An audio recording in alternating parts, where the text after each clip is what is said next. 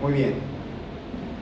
Bueno, pues este tema nos ha dado mucho campo para ver cómo la obra de Dios es algo vivo y ver que es algo que es exclusivamente de Él, que es el único que Él puede dar vida y sustentar esta obra, trayéndolo a nuestras vidas. Dice que Él se perfecciona, su poder se perfecciona en la debilidad, que cuando somos débiles es cuando somos fuertes, porque es cuando reposa sobre nosotros el poder de Cristo. Y cada uno de nosotros experimentamos la debilidad para llevar a cabo esta obra, ser partícipes, ser usados por Dios, tener el privilegio y tener la bendición de ser partícipes en esta obra. Y en esta debilidad es donde Dios magnifica su poder, su obra, su fidelidad, todas sus virtudes se manifiestan en esta obra. Su amor para perdonar en la base del sacrificio de nuestro Señor Jesucristo, su poder para levantarnos cada vez que nosotros nos desalentamos o caemos, su poder en la resurrección para conquistar completamente su obra, su poder. Bueno, en ese sentido no podemos adjudicarnos que es por nuestras fuerzas o es por nuestro nombre esta obra. El mayor gozo que podemos adjudicarnos es ser partícipes, aceptar el privilegio, aceptar el llamado. Así es que en ese sentido, pues gloria a Dios, ¿verdad? Y voy a continuar con algo que podría ser un paréntesis al venir viendo cómo ha transcurrido la obra de Dios desde el principio de los siglos. Y este concepto está en la Biblia, está plasmado en el recorrido de esta obra, y es el valor de la siembra. Es un elemento, un concepto que viene también mostrándose. Por ejemplo, miren, vamos a leer Juan 20, lo voy a leer, permítanme tantito, es Juan 20, versículos 30 y 31.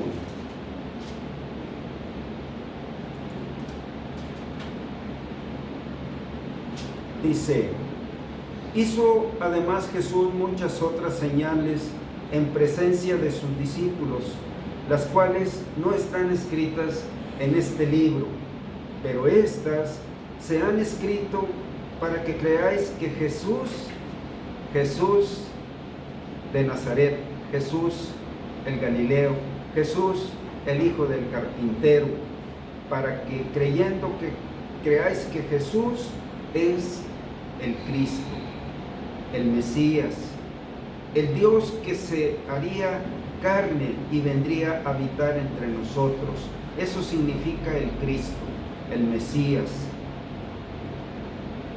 Y que creáis que Él es el Hijo de Dios, y para que creyendo tengáis vida en su nombre. Bueno, aquí está hablando de los 3 años que Él llevó su ministerio en esta tierra. Hizo muchas señales, muchos milagros. Él predicó como nunca antes se había predicado la doctrina del reino de los cielos. Bueno, en ese sentido, en ese tiempo Jesús fue desarrollando una gran siembra Muchos corazones fueron impresionados, impactados por su persona, por sus milagros, por su doctrina, aunque no llegaron a tomar una decisión de ser seguidores de Cristo. Y la palabra ser un seguidor era una palabra muy marcada. Si creías en Cristo, eras un seguidor. Si no creías en Cristo, no lo seguías. No había lugar en ese tiempo para términos medios. Y es un concepto que creer es algo vivo, es una acción, es una vida, es una manera de vivir creyendo, siguiendo a Jesús. Bueno, aunque muchos no llegaron a ese nivel, a esa gran decisión, pero se quedaron meditando, se quedaron examinando lo que vieron, lo que oyeron, lo que sucedió, y el gran impacto al terminar ese tiempo, ese ministerio, fue la cruz. Aquel hombre que se dio a conocer como el Hijo de Dios, como el Cristo, como Dios mismo, terminó en la cruz.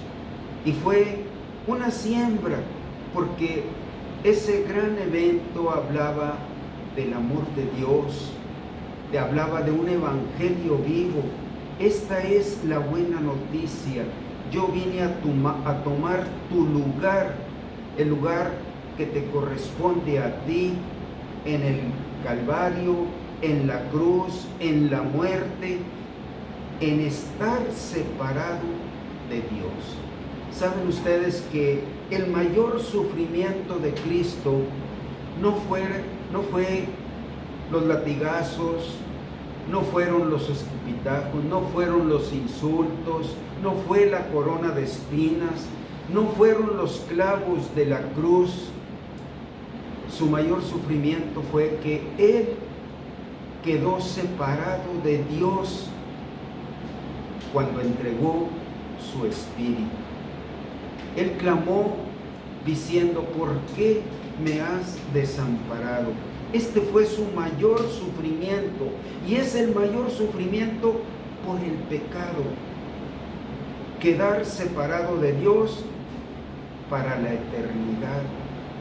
Pero como Él tenía que ofrecer, es decir, pagar la culpa por lo que Él estaba en la cruz, la culpa de nosotros, de cada uno de nosotros, Él tuvo su sangre, su vida, tenía un poder inmaculado, sublime, que pudo cubrir el castigo de no quedar separados de Dios para la eternidad.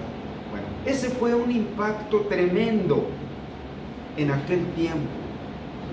Los que veían de lejos, los que querían captar hasta el último rasgo de su persona y recordarlo y guardarlo en su corazón y querer confesarlo aunque Él estuviera muerto.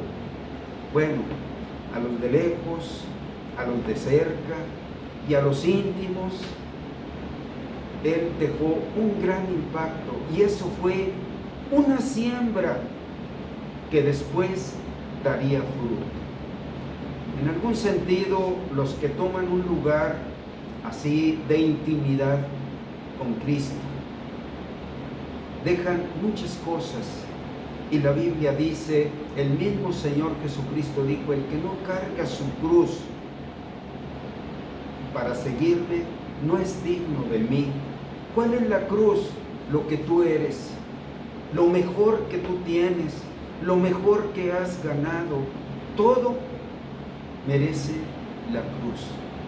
Lo mejor de ti merece la cruz, porque viene de una vida pecaminosa. Nada puede recibir Dios de lo que tú tienes, de lo que has hecho, de lo que le puedes ofrecer, porque está contaminado por el pecado, porque viene de los deseos de tu corazón, porque la remisión de los pecados no se puede lograr con tus obras. Nada más con la obra de Cristo es con lo único que se puede lograr. Nada más Él tuvo la vida que ofrecer por tus pecados. Tú no puedes ofrecer ni tu propia vida, aunque quisieras llevar una cruz en público, por las calles.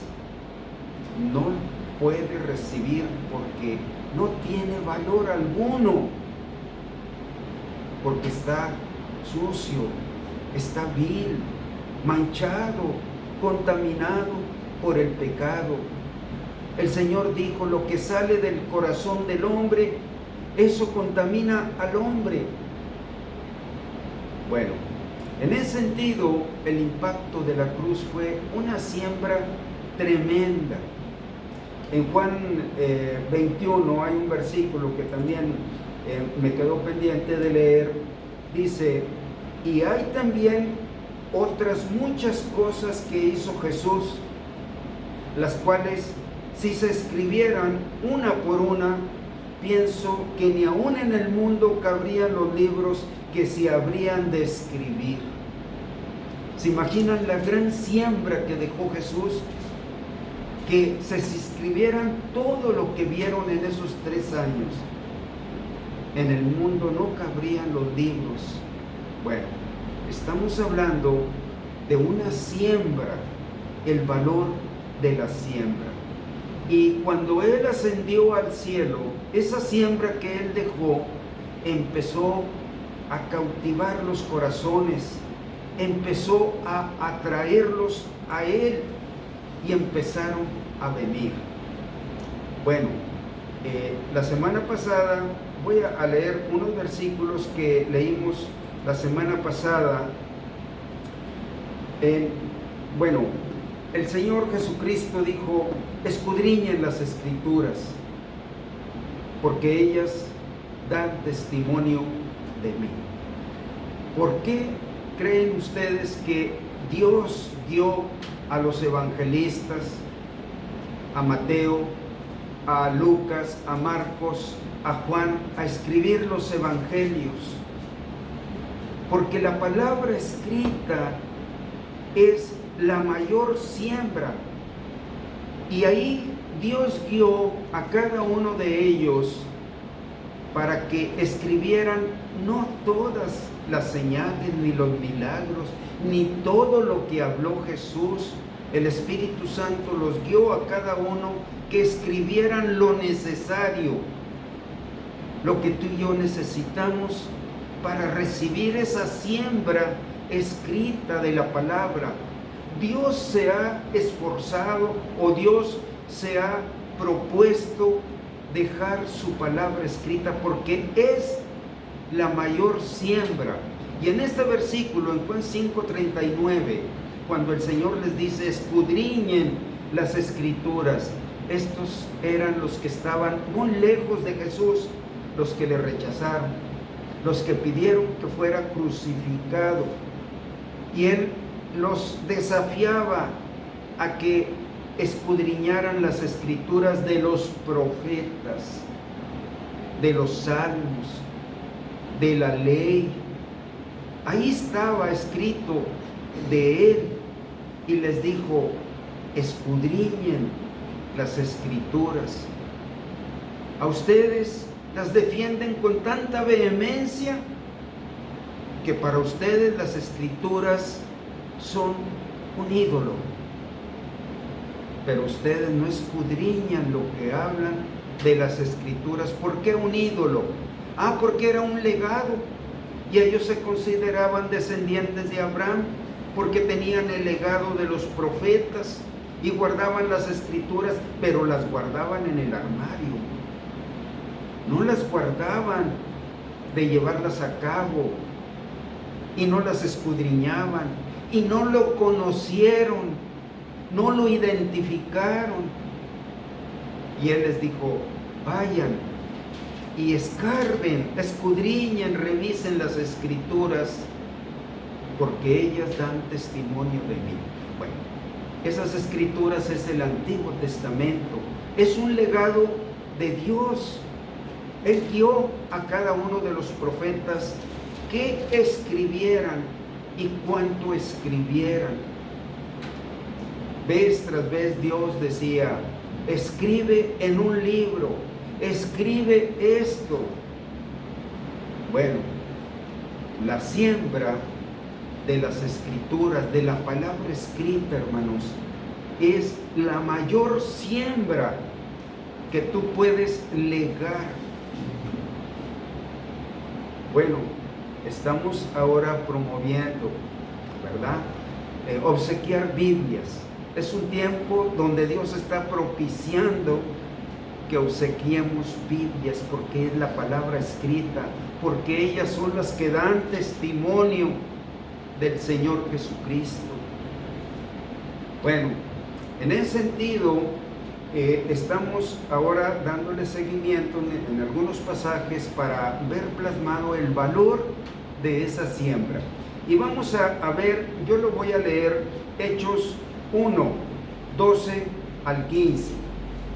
Aquí también podemos ver que la siembra se conservó, la semilla quedó sembrada para seguir, pero acuérdense, la semilla de la palabra debe ser sembrada en los corazones. Es el único lugar donde nace la palabra, donde crece, donde da fruto, donde se multiplica, ¿verdad? La palabra sembrada en los corazones. Y vamos a ver aquí en estos versículos del 12 al 15. Es Hechos 1. Entonces volvieron a Jerusalén desde el monte que se llama del Olivar, o el monte de los Olivos, el cual está cerca de Jerusalén, camino de un día de reposo. Y entrados subieron al aposento alto, donde moraban Pedro y Jacobo, Juan, Andrés, Felipe, Tomás, Bartolomé, Mateo, Jacobo, hijo de Alfeo, Simón, Celote, y Judas, hermano de Jacobo. Estos eran los apóstoles, pero eran 11. Uno se había ahorcado, Judas, que fue sustituido por Matías. En el capítulo 2, Pedro trata este asunto. Bueno, dice: todos estos perseveraban unánimes en oración y ruego con las mujeres y con María, la madre de Jesús, y con sus hermanos. En aquellos días, Pedro se levantó en medio de los hermanos, y los reunidos eran como 120 en número. Estos 120 fue el remanente, fue los que quedaron con la semilla sembrada en sus corazones, los que iban a continuar la multiplicación espiritual después de haber recibido una gran persecución. Acuérdense que fue tan cruda la persecución que obligó a Pedro a negar al Señor 3 veces. ¿Se acuerdan?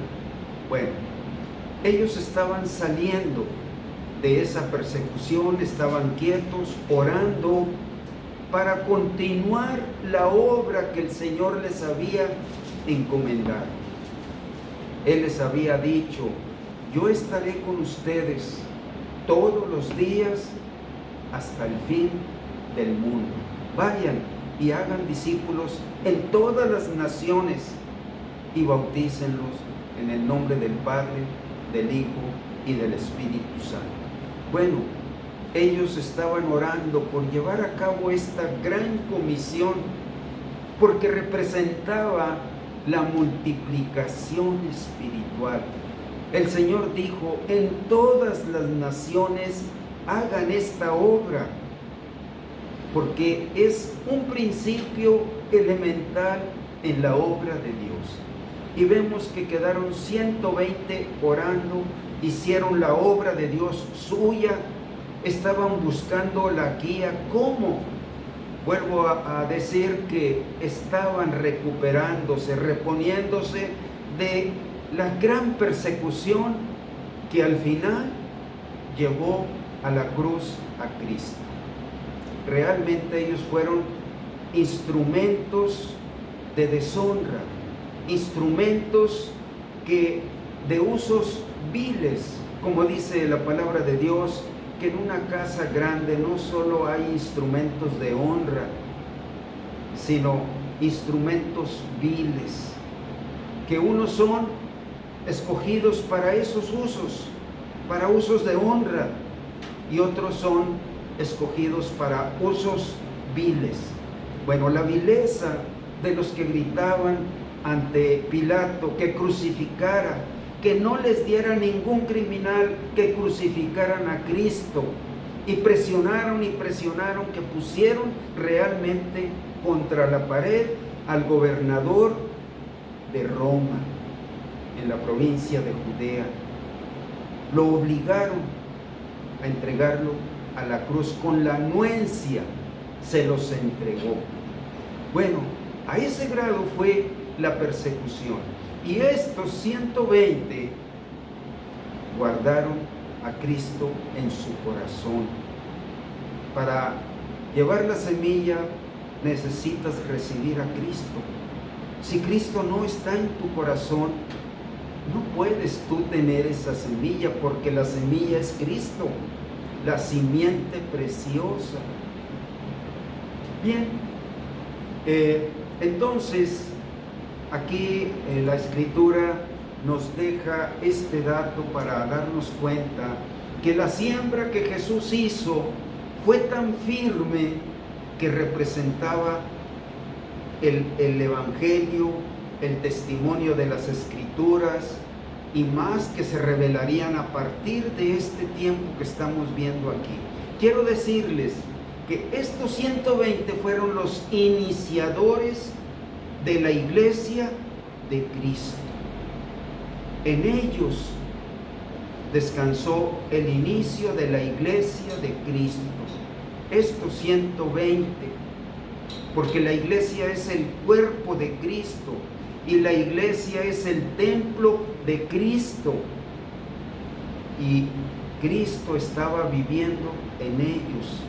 La iglesia cristiana nació en este tiempo. Todavía no pasaban 50 días de la resurrección de Cristo, de su ascensión al cielo. Bueno, en ese sentido, Dios está preservando su simiente, su semilla, su testimonio en los corazones. Son los que llevan esta obra. También podemos leer, siguiéndole, aunque ya leímos esos versículos, en el capítulo 2 de Hechos, el último versículo dice, versículo Hechos 2, 41 y 42. Así que los que recibieron su palabra fueron bautizados, porque era el mandamiento del Señor, los que recibieron su palabra. Para ellos también era el mandamiento de ser bautizados en agua. Y saben que este bautismo en agua representaba lo que había sucedido en su corazón. Era una representación abierta y en público, conocida y leída por todos los hombres, que estos que se bautizaban se habían convertido en su corazón de todo lo pasado, de todo lo que eran, y eran judíos. Bueno, fueron bautizados y se añadieron aquel día como 3,000 personas. El valor de la siembra. Estas 3,000 personas habían quedado con la semilla sembrada en su corazón, con el testimonio vivo, presente del Señor Jesucristo, las señales, los milagros, su doctrina. Y cuando Pedro habló, ellos se convirtieron de un golpe. Convertirse es dejar la vida pasada para empezar la nueva vida. Convertirte de una vida que tú viviste en tus fuerzas, en tu voluntad, en tu capacidad, en tus deseos, la dejas a un lado y tomas la que Cristo te ofrece. Eso es lo que significa convertirse. También literalmente habla de nacer de nuevo, morir a una vida que tú llevaste, la cual no es aceptable ante Dios. La única vida que es aceptable es la que Cristo va a producir y a levantar en ti. Convertirte es llevar a cabo esa vida que Cristo nos ofrece. Y dice que se convirtieron aquel día como 3,000 personas. Y había un sello, un testimonio, una evidencia pública que ellos lo manifestaron públicamente, primeramente bautizándose ahí en el Jordán, donde el Señor fue bautizado por Juan el Bautista para tomar el lugar con nosotros. Eso fue un testimonio público. Él no necesitaba ningún bautismo, pero lo hizo público para que públicamente se diera a conocer que Él se identificaría con los pecadores, vendría a ellos, los llamaría para estar con ellos, para vivir en ellos, pero convertidos. Bueno, en ese sentido, este testimonio fue algo espectacular. Allí donde acababan de sufrir aquel crudo evento de la cruz, surgen 3,000 personas profesando que eran de Cristo, que creían en Él, que estaban listos para seguirlo. Bueno, en ese sentido, nosotros vemos que la obra de Dios es algo visible. Otros lo verán, lo que está viniendo en tu vida, lo nuevo, lo que no habías conocido ni habían conocido en ti. Bueno, estos 3,000 judíos se bautizaron públicamente, pero además empezaron a convivir con aquellos cristianos, con aquel remanente, aquellos 120. Y miren lo que hicieron también como testimonio público. Y perseveraban en la doctrina de los apóstoles. La doctrina de los apóstoles. Lo que estaba escrito, lo que el Señor les legó a ellos. Perseveraban como algo que había empezado, pero que tenían que ir edificando, creciendo, adquiriendo principios nuevos que vienen de Dios. Perseveraban en la doctrina de los apóstoles, en la comunión unos con otros, convivían con ellos, comulgaban con las cosas nuevas, se comentaban las cosas que estaban sucediendo en su vida, lo que Cristo estaba empezando a producir en ellos, en la comunión unos con otros, en el partimiento del pan y en las oraciones. Esto era la cena del Señor. También era un testimonio público, porque en la cena del Señor Él dejó dos cosas: el partimiento del pan y el tomar del vino, que representaban como un ritual la muerte del cuerpo de Cristo y el derramamiento de su sangre. Y ellos, de una manera representativa y espiritual, estaban participando del partimiento del pan y de las oraciones. Esto también hablaba de su conversión, una conversión acorde, afín a las Escrituras, al testimonio de los apóstoles, a la comunión. Todo eso era una comunión y compañerismo. Bueno, después dice, y perseverando en Hechos 2, 46 y 47, y perseverando unánimes en un solo sentir, un solo espíritu, una sola voluntad, unánimes. Dice, y perseverando unánimes cada día en el templo y partiendo el pan en las casas, comían juntos con alegría y sencillez de corazón. Los que tienen un mismo espíritu tienen comunión, tienen compañerismo, unánimes en un mismo sentir. Los que no tienen este espíritu de Cristo no pueden compartir este gozo, esta alegría, no pueden comulgar con la vida de Cristo. Comulgaban entre ellos, pero comulgaban con Cristo, porque Él había prometido, yo estaré con ustedes todos los días hasta el fin del mundo.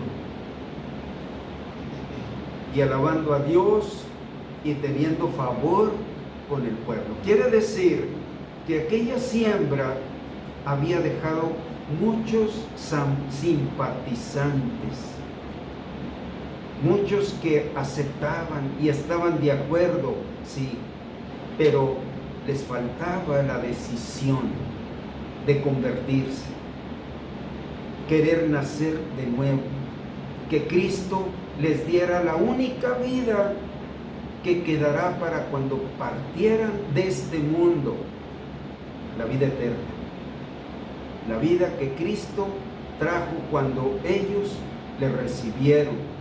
Y había mucha gente que quería tener esto, y los apóstoles encontraron un campo, ya no un campo hostil, un campo fértil, con mucha siembra, con mucho testimonio, y ellos claramente tenían el sello, la presencia de que eran seguidores y participantes de Cristo. Muy bien, vamos a hacer una pausa aquí y continuamos.